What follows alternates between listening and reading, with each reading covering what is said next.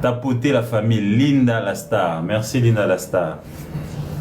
Voilà, tapoter, partager les lives. Nous allons maintenant commencer.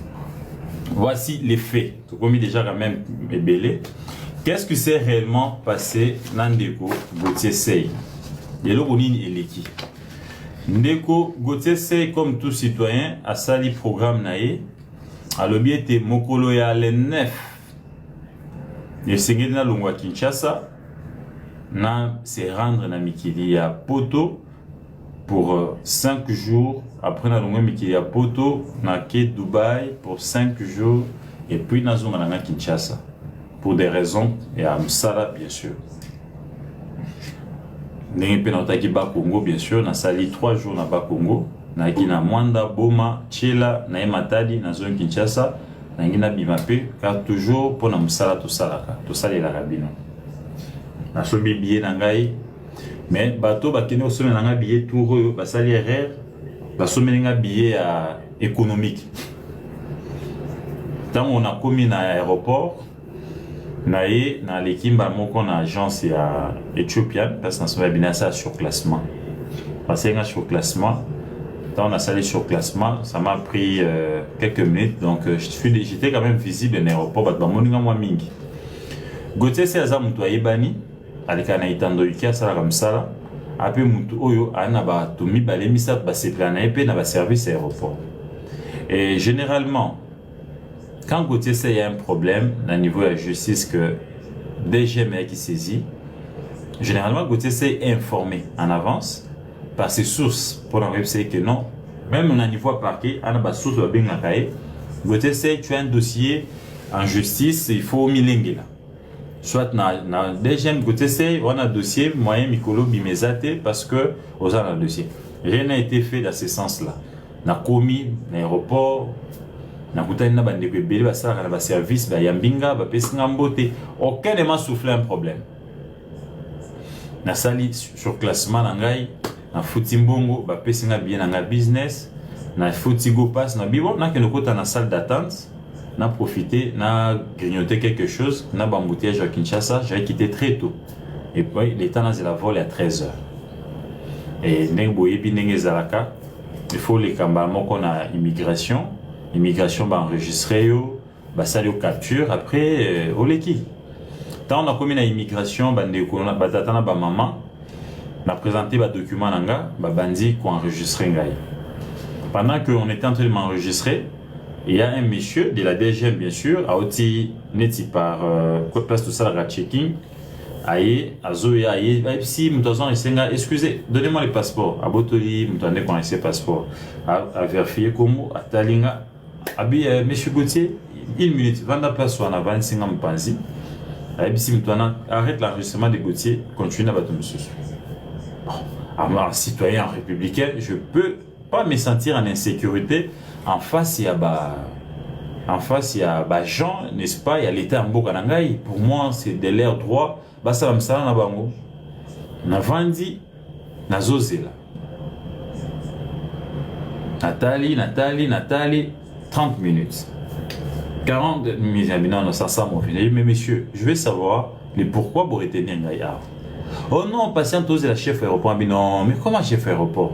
Oh non, Tozela, commandant Zoya. J'ai dit non, mais je suis dans le droit de savoir les pourquoi. Le vol va bientôt partir. Je dois être fixé que soit j'ai un problème avec la DGM, soit mon visa a un problème, alors que c'est le même visa avec lequel je voyage matin, midi, soir, soit j'ai un problème en justice où il y a un avis de recherche ou il y a une réquisition. Oh non, Zela. Là, habité, comme suspect. Là, ça lui m'a dit 3 coups de fil. Après, bah, Zonga, non, DGM et lobby. Que yo a un problème dans la justice. Là, j'ai dit, en bon, problème dans la justice? Oh oui, tu as un problème en justice. Ah bien, ah ouais? Naïe, directement. Naïe, si on a dit, mais oui, mais messieurs, la réquisition n'est pas un secret. La vie des recherches est à sécréter. Ce qui mutu baza kolukisaba kangaye, ce bakutane nanzela. Automatiquement, bah, vous brandir les documents, bah, messieurs, vous êtes recherché tel document, il y a avis de recherche non angoyo, biso tout ça, bah, ja, boya service tel, tout ça la recherche notre kangiyo. Et la personne a au moins certifié que le document est kanginga, ils ont service tel, à mon pena caché, na signature à mon conduit à kangé. C'est ce que dit la loi. Mais à ma grande surprise, balobi Gauthier ba boto le passeport, réquisition ça, mais natikal ko mon angote. To bengi na ba conduit à DGM, na ki ko to moko lobby mais Gauthier c'est à moi zanani oyo mokimo bimbezo benga. Bah ici non, mais to yutoye ba les problèmes les amis. Oh non, ça pour la justice, na bengi justice. Na bengi na vi mais nga naza moto na yebani. Naza chaque jour na itandoike. Ceux qui na problème na niveau justice.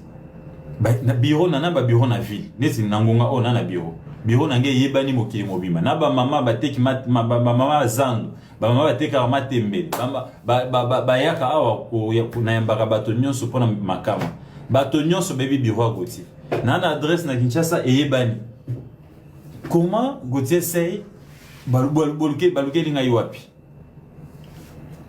Otendeko Zonga Zwa billet Oyo Kendo se présenter dans la direction générale à DGM Lobby na 11h pour Ozwa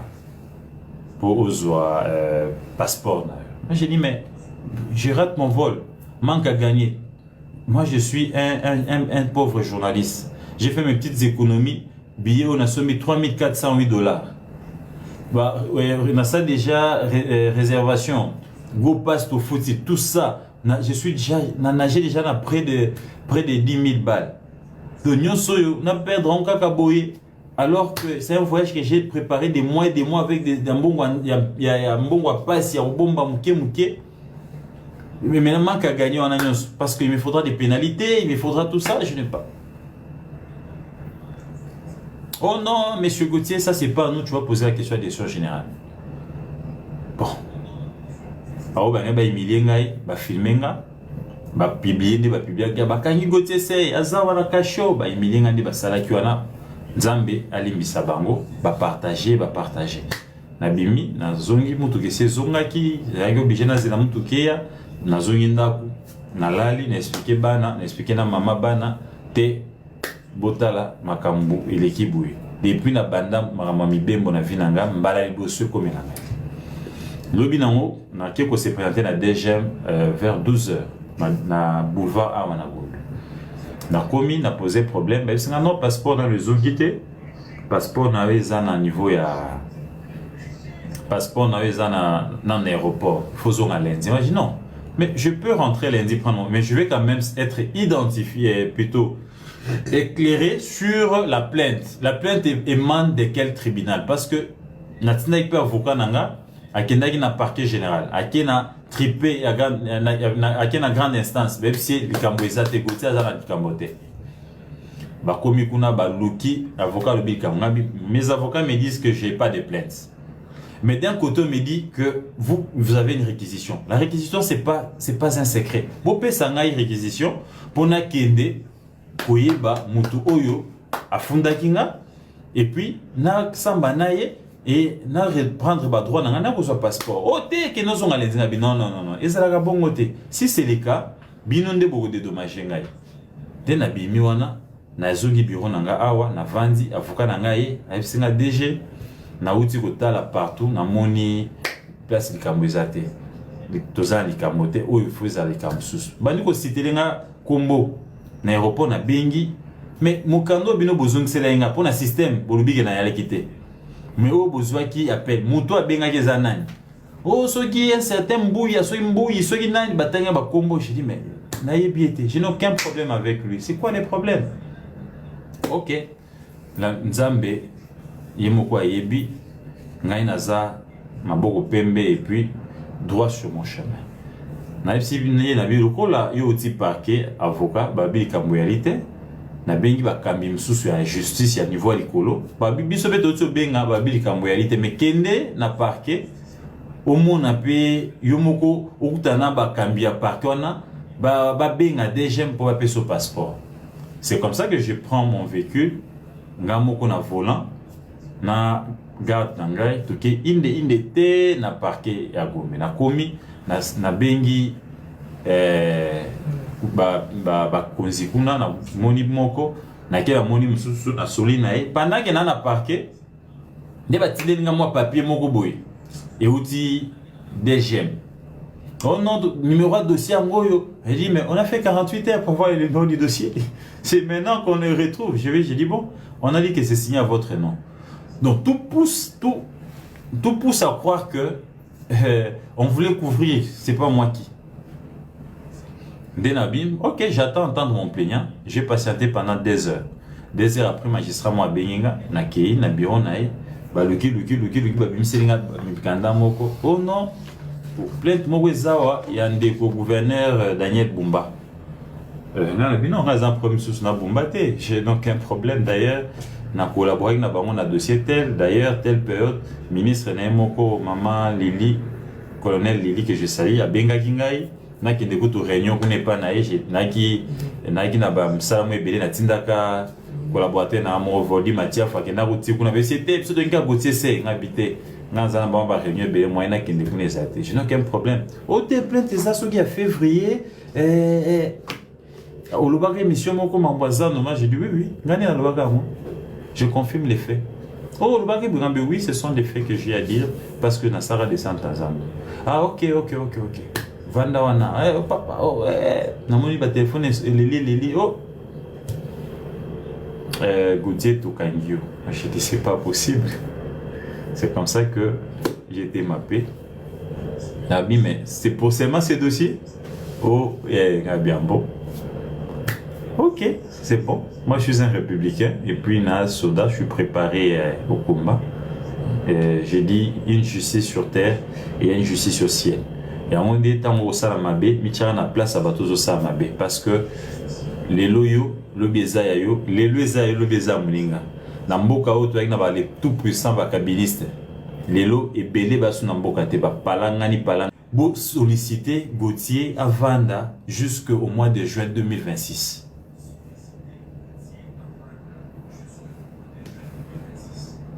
Mes frères et sœurs, c'était un grand complot.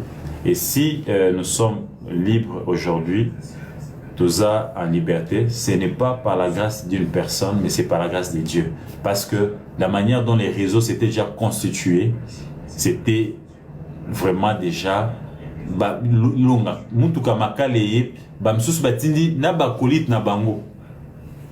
Bakomi samedi, baya ko vérifier na ba caméra, ba téléphone, ba simbi Gauthier c'est babwa ki na mutuka makala kit. Sans pitié, sans mawa. Kaza papa bana, aza boye, eye msaneza kolobana kokoma, ceux qui a koma qui toi lobaki makambo oyo. Au monde qui za lokuta. Yaka ba fait contraire. Yaka na démenti. Ce que mon était eza bongote au fundaye, au kokate, au se présenter.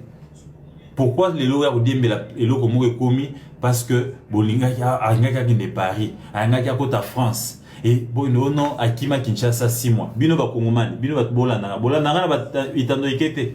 Ngana akima Kinshasa. Bureau place naza. Bomona kitiote, bomona ngate na kota bureau. Donc en un mot, c'est que vous devez retenir frères et sœurs. 1, il n'y a rien. Les dossiers dossier de Kobumba, il a reçu mon avocat et certains confrères, Basololi, il a libéré son pardon, a retiré plainte nae, bato ba diembela ki plainte wana, ba senga ba tchekanyaka na vandati juin 2026. Pourquoi? En quoi Gauthier dérange leurs événements? 1, je ne suis pas événementiel. Je ne suis pas MC, je ne suis pas musicien, je ne suis pas producteur, je ne suis pas manager, je ne suis qu'un simple journaliste. Et d'ailleurs, mon rôle, c'est de vous accompagner au Bozo Sala. Et pourquoi je vais faire peur autant aux gens et jusqu'à chercher ma mort. Donc, j'en profite aussi d'alerter que ma vie est en danger. Ma vie est en danger. L'empire du mal, les criminels financiers, les détracteurs, n'est-ce pas, de la République, ceux dont nous avions mis en cause dans nos enquêtes, dans nos alertes, dans nos informations, ils se sont coalisés.